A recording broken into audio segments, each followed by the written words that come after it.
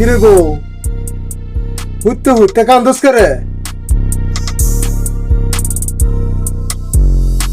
ও বাদ দে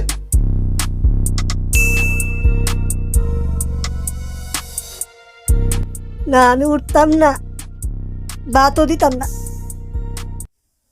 বাদ দিতে না করে কি হয়েছে?